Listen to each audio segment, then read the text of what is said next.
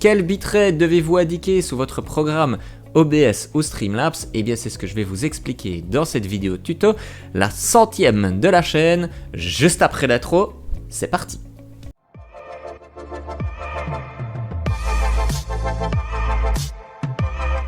Petite définition pour commencer, le bitrate c'est la quantité de données traitées, transmises par unité de temps, généralement exprimée en kilobits par seconde. En gros, et pour faire simple, c'est la quantité de données que vous allez indiquer sous votre programme et que ce dernier va utiliser pour envoyer des données sur le réseau. Et pour déterminer ce fameux bitrate, eh bien cela va dépendre majoritairement de la qualité de votre connexion internet et plus précisément de l'upload, la capacité de votre connexion à envoyer des données sur le réseau.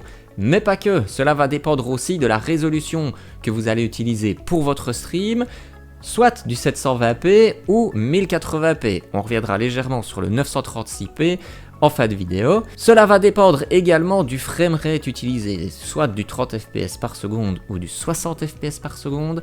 Et dans une moindre mesure, cela va aussi dépendre de la qualité de connexion de vos viewers. Et pour tester la qualité de connexion de votre vitesse internet, si vous ne le connaissez pas encore, nous allons lancer ce bon vieux speed test. Pour ça, lancez un navigateur web et inscrivez au niveau du moteur de recherche speed test et cliquez sur le premier lien. Sinon, je vous laisse ici en dessous le lien direct vers le site en question. Une fois sur ce dernier, vous cliquez sur Go. Et pendant que le test est en train de se dérouler, on va lancer un second navigateur web. Et au niveau du moteur de recherche, on va indiquer Twitch Encoding Chart et on va sélectionner le premier lien et on fait un clic gauche. Je vous mets également ici en dessous dans la description le lien direct vers ce site de Twitch. Et ce site, il va nous aider grandement. Il va nous indiquer les valeurs à utiliser en fonction du résultat que l'on va obtenir sur le site de speed test. Le test doit être terminé et comme vous le voyez, j'ai obtenu un résultat en download de 357,49 mégas et en upload de 20,78 mégas. Et ce qui nous intéresse ici, c'est notre score au niveau de l'upload. Vous l'avez peut-être constaté, sur l'écran de Twitch, tous les bitrates indiqués s'expriment en kilobits par seconde. Comme vous le voyez à l'écran, le site de Twitch va proposer différentes configurations en fonction de la résolution que vous allez définir, avec chaque fois un bitrate à indiquer exprimé en kilobits par seconde. Et ce que l'on va devoir faire, c'est de récupérer notre valeur d'upload du site de speed test exprimée en mégabits par seconde pour la convertir en kilobits par seconde. Rien de bien compliqué, il suffit de multiplier la valeur par 1000. Pour avoir plus simple, je vais reprendre mes 20,78 mégas que je vais ramener à 20 mégas. Je vais faire x 1000, ça me donne un bitrate de 20 000 kilobits par seconde. Et attention, on va encore revoir ce chiffre à la baisse. Eh bien oui, vous n'êtes peut-être pas tout seul chez vous, il y a peut-être d'autres personnes qui utilisent le Wi-Fi, qui sont en train de faire du téléchargement ou qui regardent encore la télévision en streaming. Tout ça prend de la bande passante. Dès lors, on va considérer que 30% de la bande passante sont constitués pour ces personnes et que 70% le seront pour votre stream. On va lancer une calculatrice, on va reprendre notre chiffre 20 000 et on va faire fois 0,7, ce qui nous fait en réalité un débit de 14 000 kilobits par seconde à attribuer au bitrate. Et c'est cette valeur que vous aurez obtenue sur base de vos chiffres qui sera importante et à conserver dans votre tête parce que c'est celle-ci qui va permettre de définir la résolution de sortie que vous allez pouvoir appliquer à votre stream. Et revenons-en à nos moutons sur le site de Twitch qui va nous permettre de configurer les bonnes valeurs sous OBS ou Streamlabs. Vous avez ici à gauche les caractéristiques pour les cartes Nvidia et à droite pour les autres cartes. Je dispose d'une carte Nvidia. Je vais commencer la configuration par cette carte. Si vous n'avez pas de carte Nvidia, je vous invite à aller avec votre souris sur la barre de lecture de cette vidéo et de vous rendre directement au chapitre pour la configuration du X264. Du coup, j'avais obtenu une valeur de 14 000 kilobits par seconde et l'on constate que plus on est dans des résolutions élevées et plus il faudra attribuer un bitrate élevé avec un maximum de 6 000 kilobits par seconde. Si vous êtes en 30 fps, il vous faudra indiquer 4500 kilobits par seconde. Idem en 720p 60 fps, 4500 kilobits par seconde. Et 3000 kilobits par seconde pour du 30 fps. Avec mon résultat de 14 000, je peux largement streamer en 1080p 60 fps. Du coup, on va se retrouver sous OBS pour la configuration. Alors une fois sous OBS, cliquez sur le menu Fichier et sur le sous-menu Paramètres. Si vous êtes sous Streamlabs, allez cliquer en bas à gauche sur la roue crantée et rendez-vous au niveau des paramètres. Ensuite, l'interface sera relativement identique et vous cliquez sur le menu Sortie. Et on va diviser l'écran en deux parties. À gauche, la configuration pour OBS. À droite, les données du site du Twitch Encoding Chart afin de pouvoir configurer le tout facilement et que vous ayez le visuel de l'ensemble. Alors, au niveau de l'encodeur, nous allons choisir le NVIDIA NVENC H264 pour les paramètres NVIDIA de la colonne ici à gauche. Pour la mise à l'échelle, nous pouvons partir sur du 1080p 60 fps. Nous avons donc la résolution. Nous choisissons, il est déjà défini en 1920 x 1080. Alors à cette étape, et si vous êtes sous Streamlabs, partie droite de l'écran, vous allez constater que vous n'avez pas la possibilité de choisir la résolution de sortie pour votre stream. Cliquez alors sur le menu Vidéo, et si vous êtes sous OBS, je vous invite également à cliquer sur le menu Vidéo. Indiquez au niveau de la résolution de base, que ce soit OBS ou Streamlabs, la résolution que vous utilisez sous Windows, et sous Streamlabs, c'est ici que vous allez indiquer votre résolution de sortie pour votre stream, soit pour nous du 1920 x 1080. Alors sous OBS, je sais, nous avons déjà configuré cette donnée au niveau du menu sortie, mais pour garder la même logique, eh bien veuillez respecter exactement la même configuration au niveau de la résolution de sortie à cet endroit-ci du menu vidéo. Sous OBS, vous pouvez faire appliquer et retourner sur le menu sortie.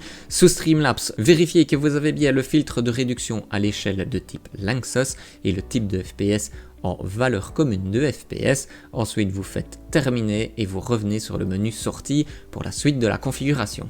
Ensuite, nous avons le contrôleur du débit, soit CBR pour Constant Bitrate. Nous laissons cela comme tel parce que nous allons envoyer les informations de manière constante. Ensuite, nous avons un intervalle d'image, keyframe intervalle fixé à 2 secondes. Nous avons un pré-réglage ici de qualité que j'ai laissé en haute qualité. Et nous avons ici en dessous le nombre maximal de biframes fixé à 2. C'est bien correct. Pour la dernière valeur, le framerate 60 fps, vous devrez changer de menu et aller dans le menu vidéo. Et au niveau de la dernière valeur, la valeur courante pour le débit d'image, fps, vous sélectionnez 60. Ensuite, vous faites appliquer. Alors, je pense que vous avez compris, je vais le faire en vitesse, mais imaginons que chez vous, vous ayez obtenu un score de 4500, et bien à ce moment-là, vous devrez vous diriger vers cette indication-ci en 720p 60 fps. On va le faire en vitesse, on sélectionne une mise à l'échelle en 720p, le contrôleur du débit en CBR, la valeur du débit, on indique 4500, nous avons un intervalle de 2 secondes et un biframe de 2, c'est bien correct. Au niveau de la vidéo, nous restons sur du 60 fps et nous faisons appliquer. Alors si vous ne possédez pas de carte Nvidia, il faudra vous diriger vers les valeurs situées ici dans la colonne de droite sur le site du Twitch Encoding Chart au niveau de la colonne X264 et reprendre les valeurs qui sont indiquées en fonction du résultat que vous avez obtenu. Je reprends mon exemple, j'ai un résultat de 14 000 kilobits par seconde et vous voyez ici au niveau de la deuxième ligne de chaque encadré le bitrate qui est nécessaire à la résolution de sortie. Pour le 1080p 60 fps, j'ai donc un bitrate de 6000 kilobits par seconde, je suis à 14 000, je suis largement au-dessus. Dès lors, on va configurer OBS, c'est parti, on sélectionne l'encodeur X264. Pour la mise à l'échelle, on sélectionne le 1920 x 1080. Alors à cette étape, et si vous êtes sous Streamlabs, partie droite de l'écran, vous allez constater que vous n'avez pas la possibilité de choisir la résolution de sortie pour votre stream. Cliquez alors sur le menu vidéo et si vous êtes sous OBS, je vous invite également à cliquer sur le menu vidéo. Indiquez au niveau de la résolution de base, que ce soit OBS ou Streamlabs, la résolution que vous utilisez sous Windows, et sous Streamlabs, c'est ici que vous allez indiquer votre résolution de sortie pour votre stream, soit pour nous du 1920 x 1080. Alors sous OBS, je sais, nous avons déjà configuré cette donnée au niveau du menu sortie, mais pour garder la même logique, eh bien veuillez respecter exactement la même configuration au niveau de la résolution de sortie à cet endroit-ci du menu vidéo. Sous OBS, vous pouvez faire appliquer et retourner sur le menu sortie. Sous Streamlabs, vérifiez que vous avez bien le filtre de réduction à l'échelle de type Lanczos et le type de FPS en valeur commune de FPS. Ensuite, vous faites terminer et vous revenez sur le menu sortie pour la suite de la configuration. On indique un bitrate de 6000 kilobits par seconde. Nous avons un intervalle au niveau des images clés de 2, valeur au niveau de keyframe intervalle. Ensuite, il faudra choisir le preset qui est indiqué de Very Fast à Medium. Alors au niveau de ces valeurs de pré-réglage, plus vous allez descendre vers le bas et plus votre processeur devra travailler. Cela ne pose pas de problème si vous avez un ordinateur relativement récent. Mais prenons le cas, vous avez un ordinateur qui n'est plus tout jeune et vous avez une connexion qui est très moyenne et qui vous oblige par exemple à streamer en 720p et en 30 fps, nous allons le configurer rapidement, je pense que vous avez compris. N'oubliez pas chez vous de faire appliquer, pour bien appliquer vos valeurs. Je vais partir ici sur du 720p, sur un rate control CBR pour du constant bitrate. Nous envoyons les données de manière continue. Ensuite, nous avons un intervalle de 2 secondes et nous avons un preset qui va de Very Fast jusque Medium. Et pour ces valeurs, ça va être à vous ici de tester. Je n'ai pas de solution miracle, mais je peux vous donner un petit truc si vous avez un CPU qui commence à dater. Cliquez sur CTRL-ALT-DELETE de votre clavier, lancez un gestionnaire des tâches et au niveau des menus situés ici, cliquez sur le menu Performance et vous choisissez Processeur. Vous allez devoir ici lancer plusieurs fois votre stream en changeant à chaque fois la valeur du pré-réglage.